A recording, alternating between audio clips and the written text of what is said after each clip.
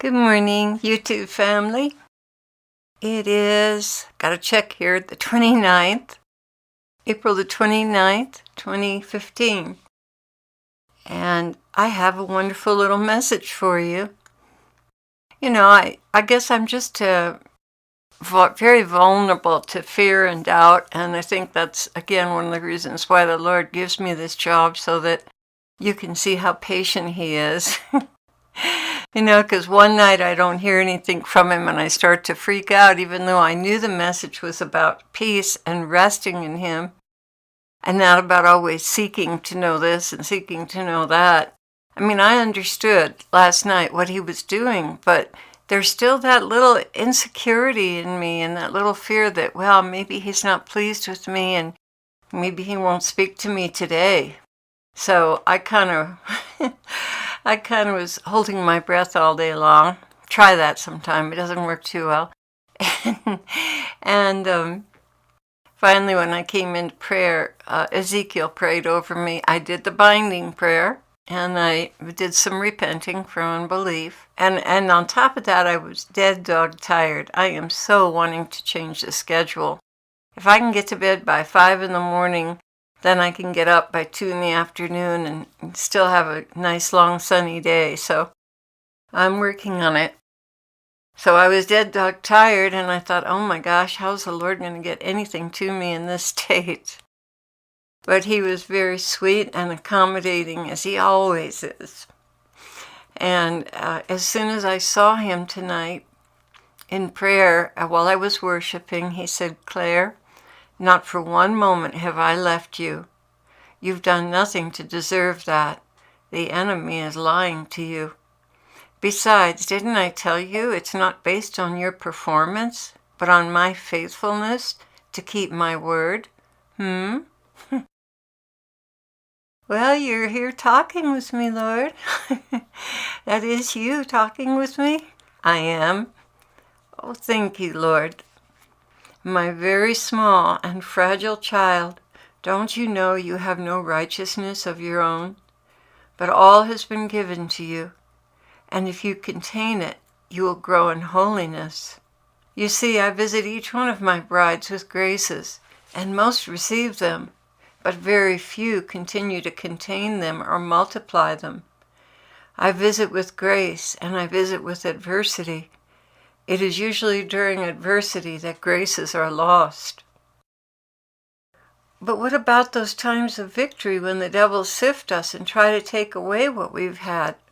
That too is an opportunity to lose grace. It can go either way. One way to lose is after victory. The other is during adversity. When my bride does not receive the challenges and tests I give her, she loses grace. When she becomes self-assured after a victory, she can lose grace. It's a matter of clinging to me or wandering off on your own in your own will. This is why I'm so very strict with you to stay in my will at all times. I want you to contain the treasure I give you so that you may lavish them on souls. But if the living waters leak out before you get to them, well, then your pitcher is empty. And you know what that feels like when that pitcher is empty, don't you? Oh, yes, Lord, it's very sad. It's hard to see others suffering and not having any way to help them. Even lately, Lord, people come to me with questions for you, and I don't feel competent to answer them or to ask you. You have to ask me for this competency, and it is on the way. But your role in the body is more important than answering questions. I don't ever want you bogged down in that. I want you to teach them how to get their own answers, Claire. This is far more important and vital to me. Oh, dear ones, do not burden her with your questions. Seek me, and I will answer your questions. All of you who have been following me closely through this vessel are so close to breakthroughs in hearing and seeing me. Persevere. Don't grow weary and don't give in to unbelief or discouragement. Those are your worst enemies. May I say laziness is part of the problem? You must press in. Those who seek me with their whole hearts, they shall find me. Seek me and live the life that I promised you, the abundant life of communion with me, righteousness, peace, and joy, the fruits of fellowship with me, confidence, courage, growth in charity and humility. These are the sweet flavors of the grapes that abide in the true vine. Bitterness, rancor, flatness, those are the grapes that are produced without the nourishment of the true vine. As I live in you and you live in me, the grapes we produce together are bursting with nourishment and flavor. It is a cooperative venture. My hands work through your hands. My feet walk through your feet. My heart beats through your heart. And all that is godly and seems impossible to you comes to fruition.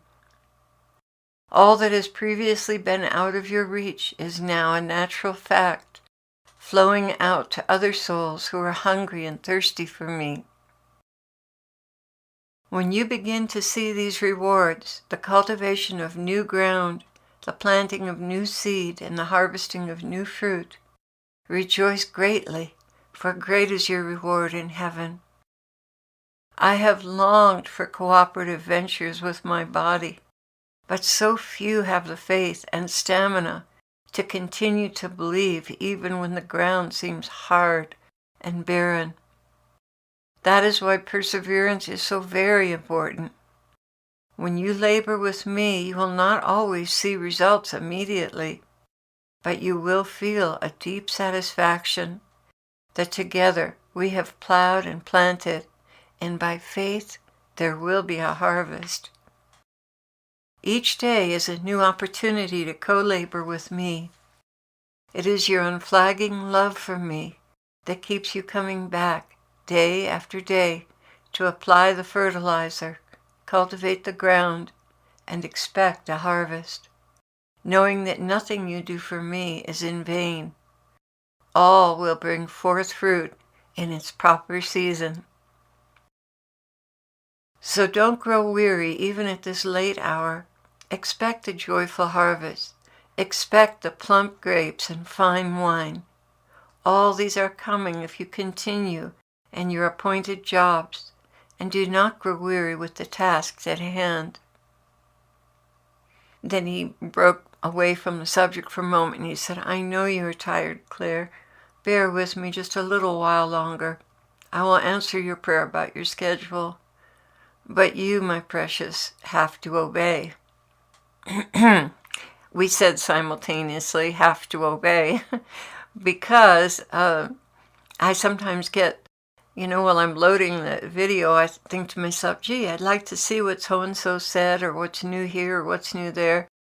And I don't do hardly anything like that, but late at night, my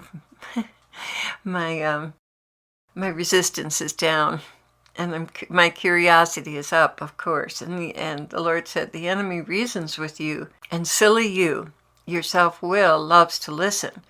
Oh, just a little surfing, recreation after a hard night's work. I'm sorry, Lord, it's my own fault. Yes, and you do get carried away. One more thing I would like my brides to know. I have honored your prayers for Claire. I have laid up for you a storehouse of rewards for lifting her up so she could keep going. Whenever you pray for a minister, in heaven you will reap of that minister's rewards. You will say to me, where did that come from? I didn't do that. And I will say to you, you prayed for that servant, and therefore you share in the reward. It is a mystery, but not one thought, not one intention goes unrewarded before me. I see the hidden things of the heart. I see the love and the care, and I reward you for what I see. And many of you are now beginning to come into your own with piercing the veil and welcoming my perceptible presence in your lives. You are beginning to see just how real is the place I've prepared for you. You are beginning to feel the warmth and safety of my embrace, all because you believed. Continue to believe. Do not allow the enemy to steal the fruits of your labors from you. Protect these precious gifts and fruits. Remember, Satan has come to kill, to steal, and to destroy, and he will snatch them out of your hand if you let him. So take care to protect small beginnings and signs of my indwelling presence with you. These are priceless gifts. Keep them under lock and key in your hearts. I bless you, my brides, with the abundant life of my presence, my perceptible presence in your midst. It is my joy to be with you, and even a greater joy when you recognize my workings in your midst. We are as one.